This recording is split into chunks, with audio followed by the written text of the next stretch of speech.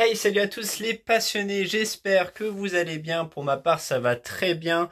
Aujourd'hui, je vous montre du 100% Matchbox, ça fait longtemps. Surtout que c'est les dernières Matchbox qui sont sorties. Et d'ailleurs, j'ai trouvé 3 super chaises en même temps. Je vous montre ça dès maintenant. Mais avant de commencer, merci à vous pour vos abonnements, ça fait hyper plaisir. Et ceux qui ne sont pas abonnés et qui voient cette vidéo, n'hésitez pas à vous abonner pour qu'on atteigne les 1100 abonnés sur cette chaîne YouTube. Ça me soutiendrait énormément et ça me ferait hyper plaisir, sachez-le. Maintenant, faisons place au Matchbox et c'est parti. Alors, on va commencer avec les 3 Super Chess, sachant qu'en fait, ce sont les mêmes modèles, hein. C'est les Ford Pickup de 1935. Voilà.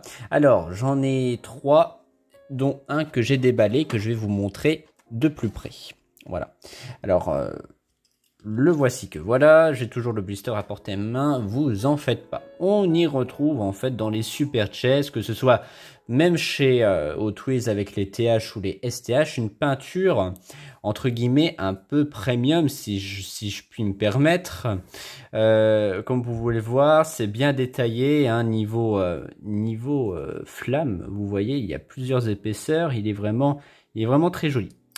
Mis à part ça, il est muni de pneus en gomme, comme les Hot Wheels en STH. Hein. STH, c'est Super Treasure Hunt. Hein, voilà. Donc là, c'est Super Chase. C'est vraiment la même gamme. Hein, c'est équivaut. Voilà, à du Hot Wheels STH. On y retrouve aussi de la tampographie à l'avant, comme vous pouvez le constater, sur les phares. Voilà.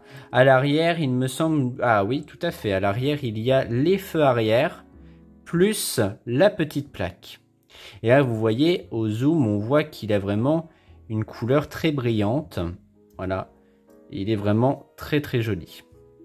Et on y distingue également, juste ici, le Super Fast. Voilà, là, il est vraiment très beau. Voilà. Et surtout, ce que je trouve d'une aberration folle, c'est que on achète ça à Action à 1,29 €. C'est vraiment donné, d'accord ? On achète ça à Action à 1,29 € et on les retrouve après sur Internet, par exemple sur Le Bon Coin, sur eBay à des sommes astronomiques. Sur Le Bon Coin, j'en ai vu à 40 €. Après, il y en avait à 25 minimum, pardon. Et sur eBay, n'en parlons pas, c'était 80 $. Donc équivaut à 73 € dans les parages, quoi. 80 $, 85 $. Donc c'est pour dire à quel point on est sur une aberration folle sur les prix. Les gens sont énormément gourmands et personnellement, je pourrais pas réellement vous dire la cotation de ceci car je n'en sais absolument rien. Donc voilà. Mais en globalité, il est vraiment très joli, il est très réussi.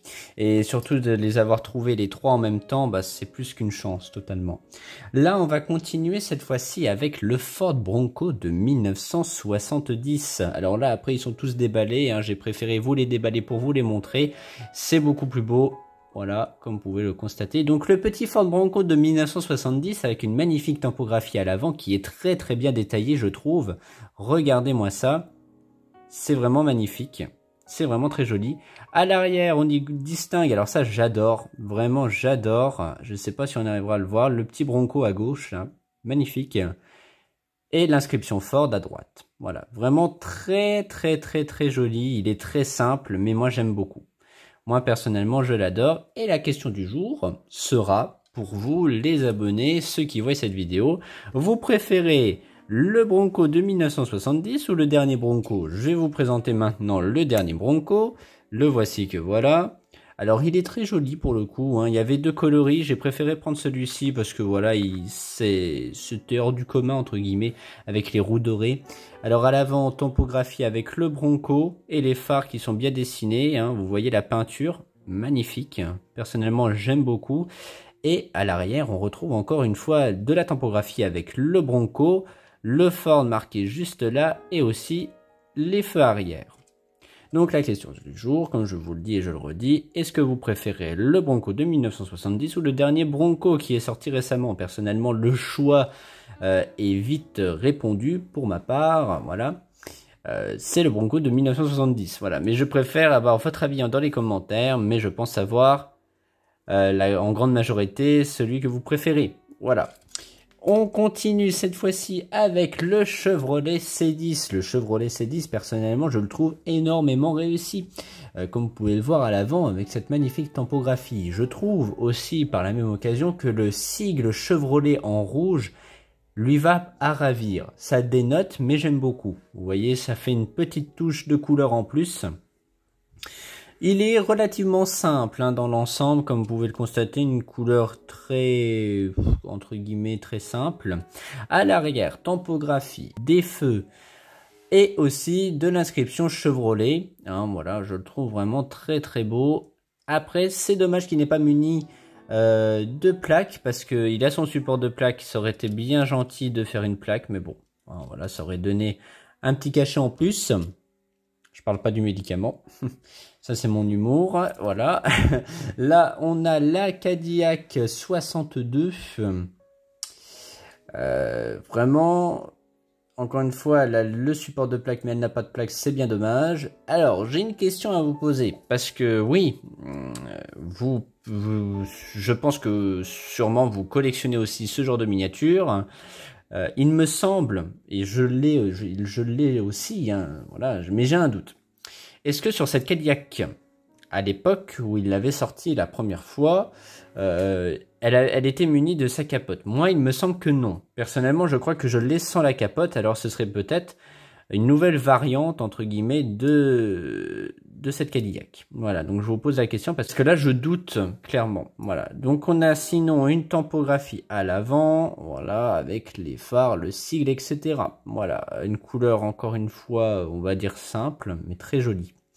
D'ailleurs, on voit, j'espère que ça va pas faire flou, voilà. Regardez-moi cette qualité, c'est magnifique. On voit qu'elle a des paillettes. Et c'est très très joli, j'aime beaucoup. Donc maintenant on va passer aux autres modèles. Là on va passer à l'avant-dernier modèle Matchbox. Là je ne sais plus, c'est le Ford Police Interceptor Utility. Voilà, il est plutôt joli. Dommage qu'il ne possède pas de typographie à l'avant parce qu'il aurait été beaucoup plus beau que ça encore. Voilà, et ni à l'arrière.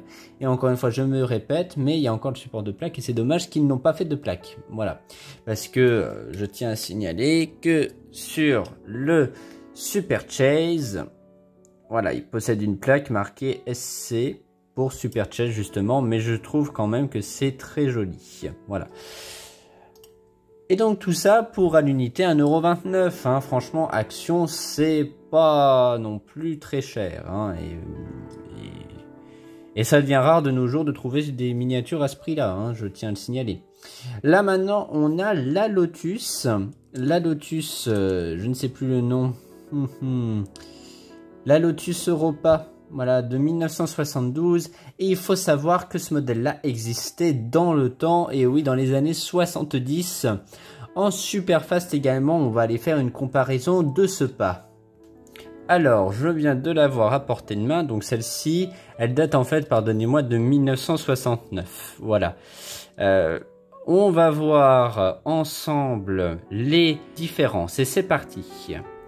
Alors, déjà... de profil. La nouvelle est quand même assez détaillée, hein, mais ça après c'est normal. Sauf que, on distingue quand même que c'est pas trop la même carrosserie, pardonnez-moi, puisque regardez, alors je regarde comme ça. Ici par exemple cette partie-là, voilà, là c'est beaucoup plus fin qu'ici. Mais bon, elle est quand même jolie. Hein. Il y a plutôt un charme sur l'ancienne, hein, qu'on retrouvera plus dans les nouvelles miniatures. Mais par contre, pour la nouvelle, on distingue quand même qu'elle est plus détaillée. Là, elle a des petites bandes or. Elle a des rétroviseurs que l'ancienne n'a pas. Voilà, là c'est différent ici, hein, comme vous pouvez le constater. Là, elle a la petite l'attache remorque.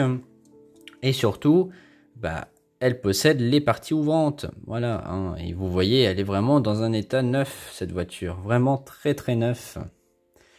Voilà, c'est Vous me direz de toute façon dans les commentaires aussi laquelle que vous préférez entre les deux. Voilà, donc il y aura 2 questions du jour. C'est vous préférez lequel entre les Broncos et laquelle entre la vieille Europa et la nouvelle Europa. Voilà. Sinon, je vois pas grand chose à dire, mis à part qu'elle me semble plus fine, celle-ci, non? Ou c'est l'inverse, je ne sais pas. On va regarder comme ça. Ah non, c'est une simple illusion. C'est une simple illusion, c'est vraiment les mêmes. Du coup, voilà. Vous me direz en commentaire laquelle que vous préférez entre les Europa et les Broncos.